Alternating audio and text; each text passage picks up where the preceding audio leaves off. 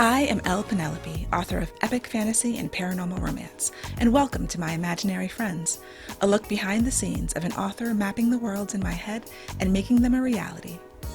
Hello friends, today is Friday, April 24th, 2020, and this is episode 65 of my imaginary friends. I'm Leslie. I just have to tell you the story really quickly because it happened today.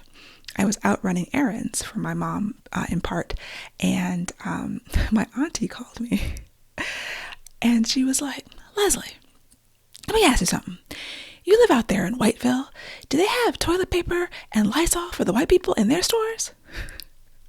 Now, for the record, I don't live in Whiteville.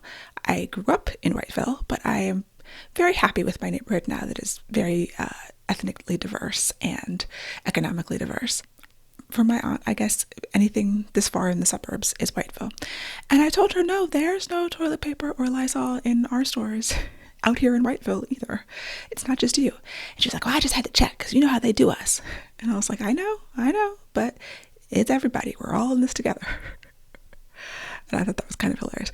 My auntie was born in the Depression, so she has seen a lot. And it's true. There's a lot of times when they don't have stuff in certain stores and they have it in other stores.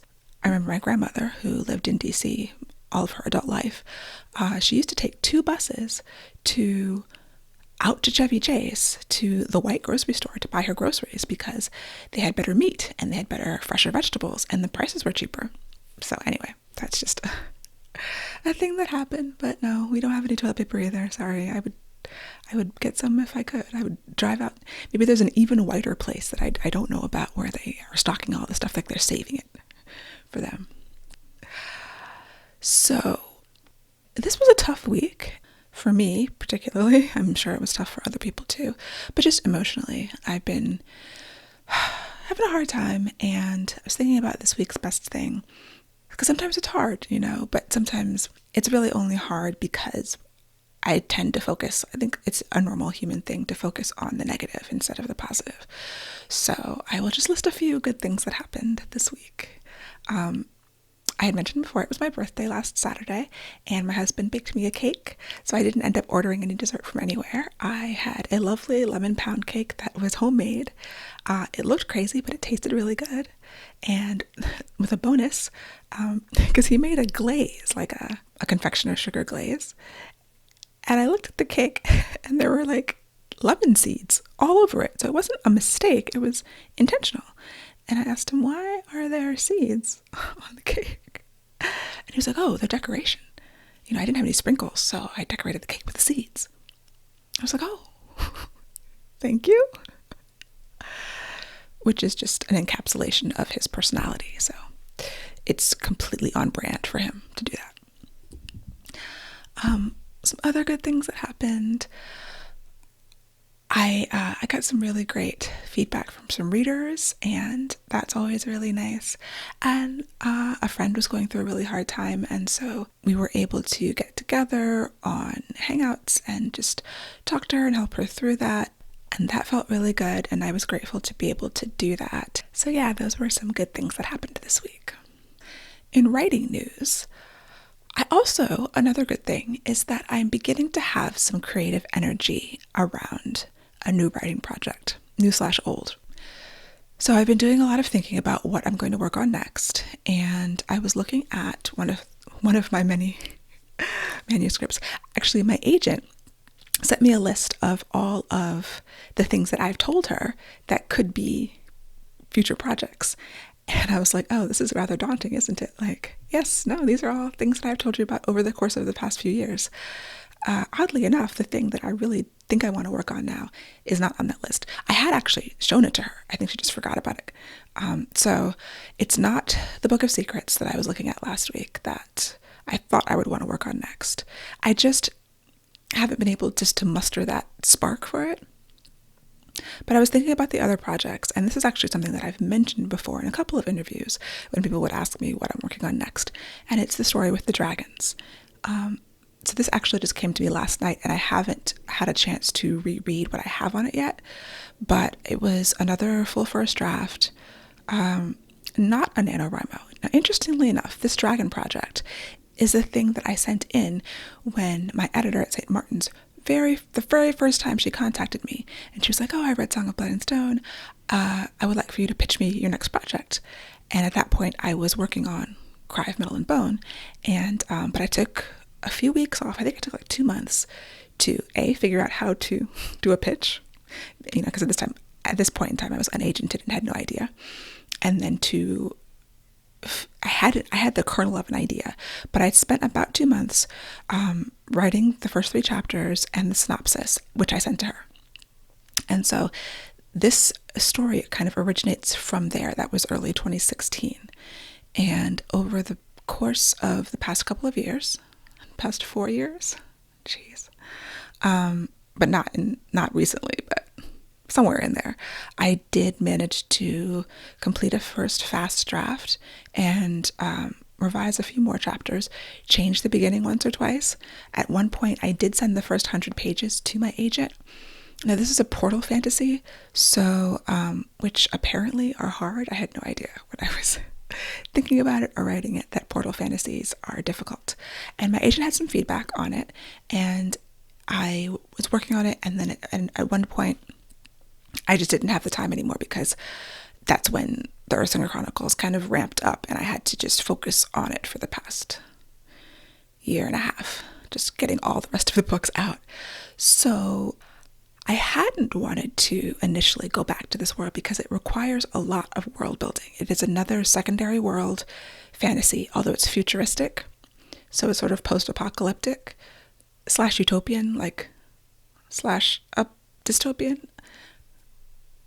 I'm not going to call it dystopian per se, although it could be called that, but in my mind, it's not. And I know this is probably very confusing because I don't want to say too much about it because I haven't finished writing it, and who knows when it'll come out. But it does require a lot of world building, and my world building muscles are tired, but I've already built most of the world because I had conceived of it in order to write the whole draft. And it was another one of those cases where I remember going back to revise it based on my agent's feedback. And I was trying to add layers of complexity. I remember, I needed a caste system, and then I have to name it. And I already had these 2 different groups with different traditions and cultures. So inside of one of the groups, I was trying to go back and add a whole lot more stuff. And I think that I just need to dial it back. I know that I'm going to have to rewrite it from scratch. So being portal fantasy, it's about a character who goes into another world. So she starts in our world, and then she goes into another world. And so the our world part has changed drastically. Part of it, the age has changed a couple of times as I was trying to see, can I make it this? Can I make it that? The situation has changed. The character's name has changed. The actual main character, I don't know if her personality, but her physical characteristics have changed. Because initially this was going to be a spin-off of the 3rd Angel book, which, if you've been paying attention, I haven't finished yet either. And then when I first had the idea, that's what it was. Then when I was going to pitch it to St. Martin's, I was like, well, they might not want something that is connected to an existing property. So I just decided it wasn't technically a spinoff. I mean, it was, but it wasn't. And then I tried to make it middle grade. I tried to make it YA years ago. And so now I have to look at it again. But I feel that sort of internal, that spark, that fire inside of me for this story. And so as of now, that is the one that I want to work on and think about and put my energy to. So wish me luck. I had mentioned that I was going to be reading a craft book, so I am about a third of the way through this John Truby presents The Anatomy of Story, 22 Steps to Becoming a Master Storyteller. I'm really enjoying it, though. This has a lot of good stuff in it. So the way that I have started to read craft books is I use one of my many notebooks. So a lot of times writers are notebook junkies. I am not immune to that. I have a bunch of notebooks that I've bought or acquired in some way, have been given to me. When my mother-in-law passed away, we found a huge stack of empty notebooks in her apartment. she was a librarian, and so I guess she had the book bug, and she had the journal buying bug too. So I didn't take all of them, but I did take some. So I have a lot of empty notebooks to use. And so author Sarah Cannon, who has a great channel, Heart Breathings, it's a YouTube channel where she does a lot of planner stuff, but a lot of notebook related content. And she does these, at one point she was doing like trying to fill some of her empty notebooks. So every month she would get a different empty notebook and try to fill it with something. Now she has the serious addiction. I mean, she has dozens and dozens of empty journals and notebooks that she has acquired over the years. So I don't have it that badly at all. But anyway, so now when I read a craft book, I have designated one of these journals. So this is a bigger one. It's I'm not going to measure it, but it's almost letter size, not quite letter size, but like large paper. And I basically take notes on the craft books that I read in this specific journal. One thing that I discovered from bullet journaling is the value of numbering your pages. So I went in and by hand, because most of the journals that you buy aren't numbered, like they're not printed with numbers on them. I actually go in and number them myself. So, and then I put a table of contents in the beginning. So this particular notebook that I've started, it includes notes from Newsletter Ninja by Tammy Labrecque, Save the Cat Writes a Novel, and this one. So this is the third time I'm doing this. I also was doing some vocabulary stuff. So I would get like this word of the day email. And if it was a word I didn't know, I would write it in the journal so I could try to remember it. It didn't last very long though, but I think it's still a good idea if I could resurrect it. So anyway, as I read, I make notes in the journal, and that hopefully the action of writing these things down by hand will help me to remember them. Yeah, like I said, I'm really enjoying this book. I'm enjoying the perspective on craft and some of the things that he has to say. When people put the same concepts in different words, it allows you to like incorporate it differently. So it's restating things that I kind of know, but he's saying them in a different way and he's using different terminology, and it just hits differently, and it sort of uncovers different layers of meaning. So for example, for a couple of years, I've been using author Dan Wells' 7-step story method. I'm not sure if that's what it's called, but there's a whole series of YouTube videos that I had found where he goes through this, and there were some worksheets. And so I just incorporated it into my massive spreadsheet. I have this like 10-tab spreadsheet with different plotting methods and different character development methods in each tab. That's how I usually get into it. I don't fill them all out. I'll fill out one or two, and then as I progress and as I need different methods, I will fill out other ones. So one of them is this Dan Wells method. One of them is Save the Cat is in there. I have like a GMC sort of a goal, motivation, conflict tab. I have one for just different methods. So in this Dan Wells method, there's 7 steps and they're in a specific order. So you start at the beginning with 1, and then number 2 is the last thing, and 3 is the middle. And so it's a specific order of coming at your story. And I always thought that the order of that was really interesting. And this book, Anatomy of Story, sort of opened my mind to other reasons why that order is really important. Why knowing the end of the character growth arc when you start is really important. And essentially just prevents you from going in circles. Like knowing how the character changes from what to what when you're starting out is just like the roadmap. Or if it's not the map, at least it's the destination. Like if you start and you have no idea how this character is supposed to change, and you try plotting and doing all this stuff, then you don't know where you're going. So you're just assaulted by the possibilities, which I feel a lot of times at the beginning of a project. So just the way he's approaching character development, and also the idea that character change requires moral change, that a character flaw is a moral flaw. I haven't thought of it in quite those terms before, because I struggle with the character flaw. Main characters should have an arc in most stories. The vast majority of stories are going to be a change arc, whether it's a positive change or negative change. And in romance and fantasy, at least the kind of fantasy that I write, and basically all romance, is going to be a positive character change arc. And I know that, and I use that, but the idea that it's not just something is amiss in your character's life, but that there's an actual moral flaw, and that moral flaw is affecting other people negatively. Something that they're doing is harming others in some way. And so that is what has to change by the end of the story.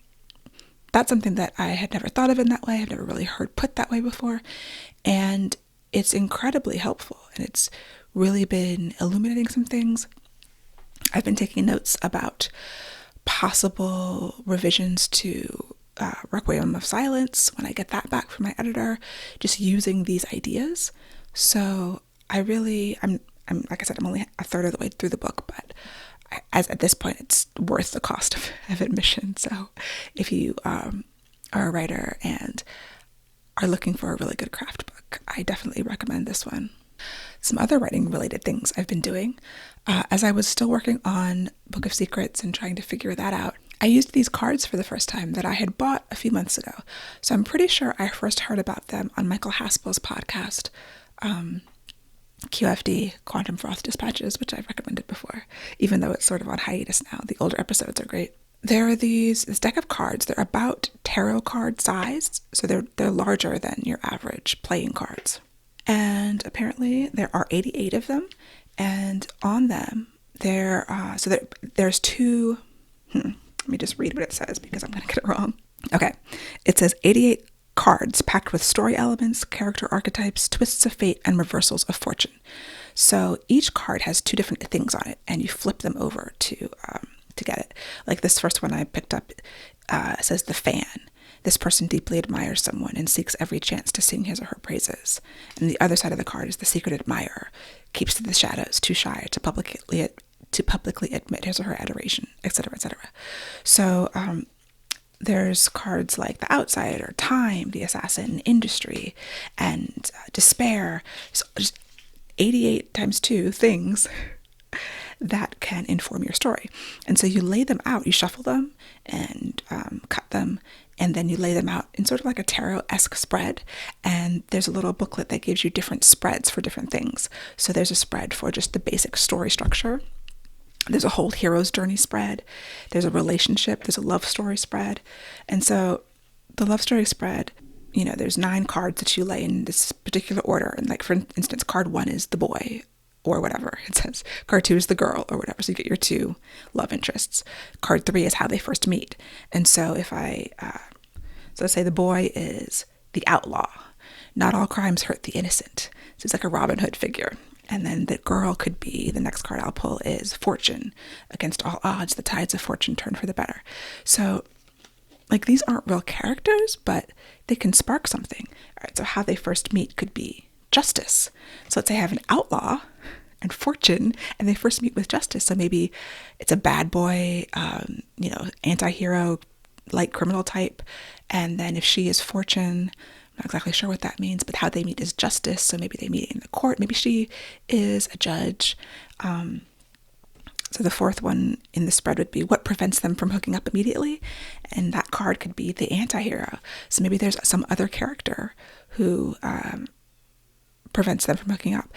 So it goes on like this. And I did a couple of spreads as I was working on Book of Secrets.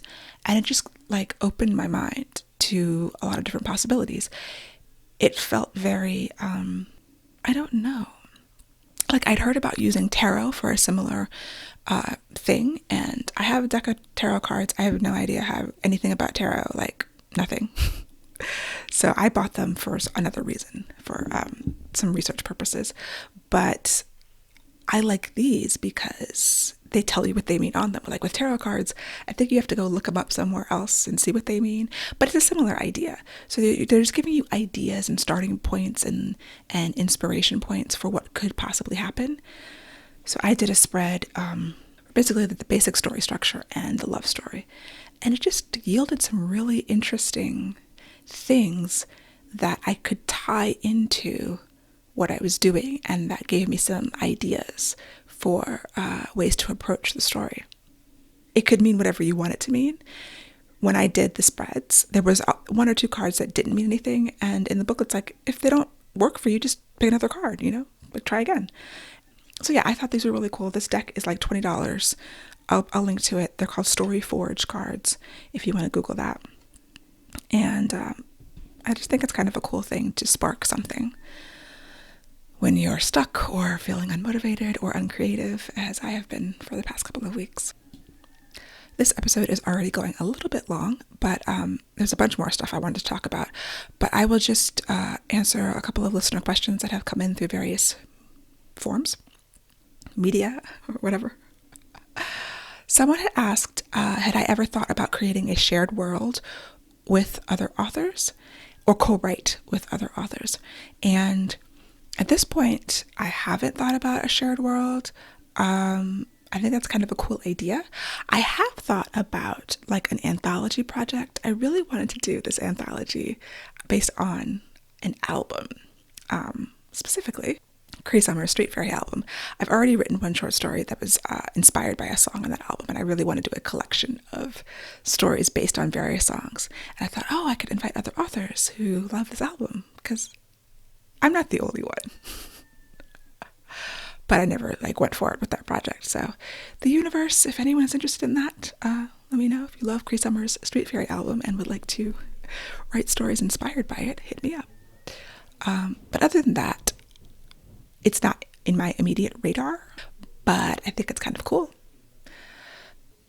Another question was from Scarlett on YouTube, and she asked about struggling with the race of characters, and if other authors, I guess specifically Black authors, struggle with the race of their characters.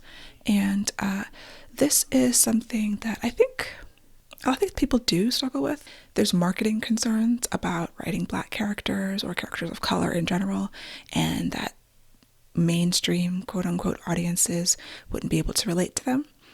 And then there's other people who just, characters come the way they come. And if they come to you, whatever race they come, that's how you write them. I know that this is something that author Natasha Lane has talked about. Shout out to Natasha. She has an Instagram channel and she does videos there. And she's talked about getting grief from readers about her first book, and her main character was white, and why she chose to write that. And it's unfortunate that it is a question like that is something people have to struggle with. I think that the artistry has to take precedence. Like, if your characters are coming to you, the way they look is the way they look, unless you want to change them.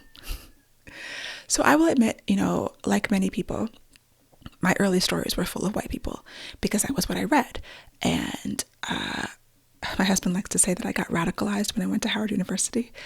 But in some ways it's true, like going to an all-Black college after you've gone to all-white schools is a radical difference. And I think my mindset definitely shifted. And so even now, sometimes the characters will come to me, they'll start white, and I will have to consciously make them Black. That definitely happens to me, even to this day. And so it's deep-seated, it's ingrained. You see so much media from other people that, even your creative life and your inner life just reflects that. And so depending on how you grew up and a lot of different factors, that could be it.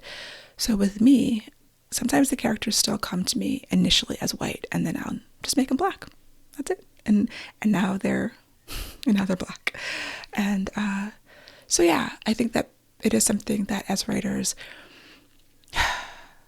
especially when it comes to covers and who's on the cover and will that affect sales, and there is evidence that it does absolutely affect sales, having Black people on the cover.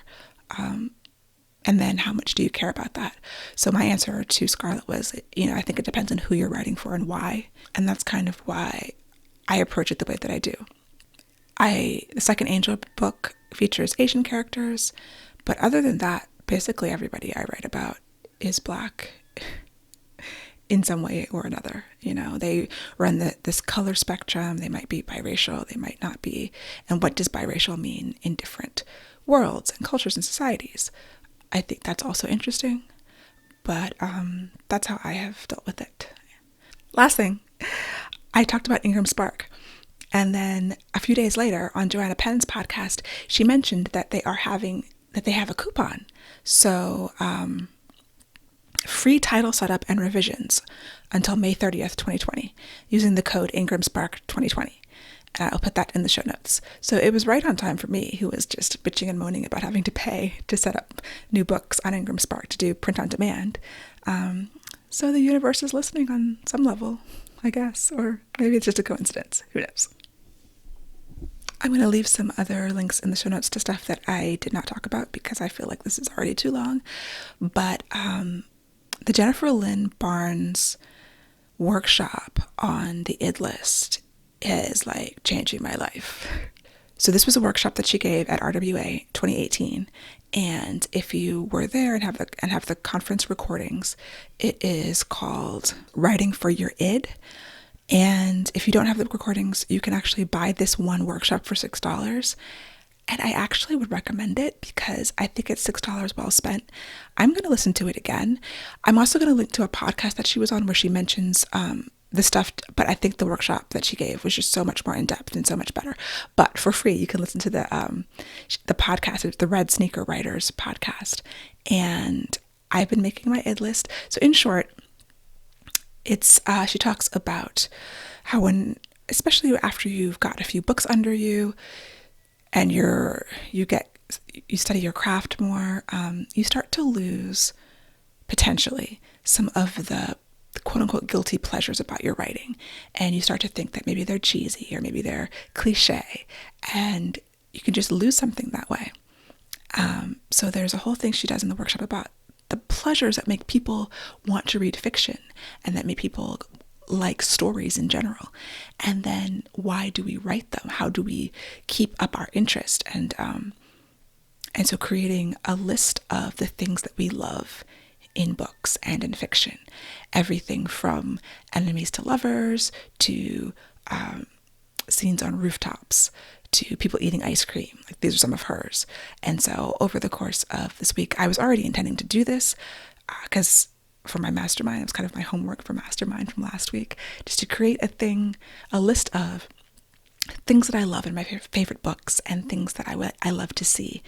And with the idea that you try to put them in your own books. So when you approach a scene or a story that you're not super interested in writing or you don't have a lot of energy around, find a way to include something. So some of the things are big and some are small. Like, things on mine are a hero who secretly pines for the heroine the whole time. I just love that. I can't get enough of it. San Francisco. Everything that I've written that's contemporary essentially takes place in San Francisco or Baltimore, and then they go to San Francisco. Only One Bed. It's a favorite trope of mine. Grumpy heroes, secret royalty, star-crossed lovers. I haven't gotten down to like the tiny little things yet, but I've got about 25, 30 things on this list so far, and I'm going to keep adding to it. She says she has like 500 or 600 things on her list, and that's amazing. I keep it on Google Keep so I can just add to it on my phone from wherever I am, and I'm going to try to organize it better because she does give sort of categories, and I think it would be nice to have it sort of categorized so I can look at like character versus setting and things like that. But yeah, that workshop has helped me. So there have been a number of things this week that have really sort of come at the right time and combined to give me a little bit more creative energy and to hopefully push me into the next project with more positivity and more joy around it and more just ability to embrace it and to really start strong. Start as you mean to go on. And I would like to start the next thing strong and with energy and with like verve. So that is really it for me for this week. Thank you so much for joining me. I hope that you are doing well and staying safe and doing things that you enjoy. And until next week, happy reading. For episode show notes and to sign up for the Footnotes newsletter, which probably will have a lot more stuff on it this week, go to myimaginaryfriendsshow.com. Subscribe wherever you get your podcasts and check out the video episodes on YouTube. I would love a rating or a review to help support the show. And My Imaginary Friends is part of the Frolic Podcast Network. For more fantastic podcasts, go to frolic.media/podcasts.